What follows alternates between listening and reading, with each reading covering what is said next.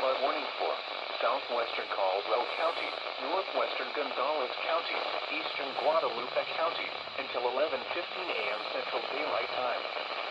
At 8:15 a.m. Central Daylight Time, Doppler radar and automated rain gauges indicated thunderstorms producing heavy rain across the warned area. Between 2 and 4 inches of rain have fallen. Expected rainfall is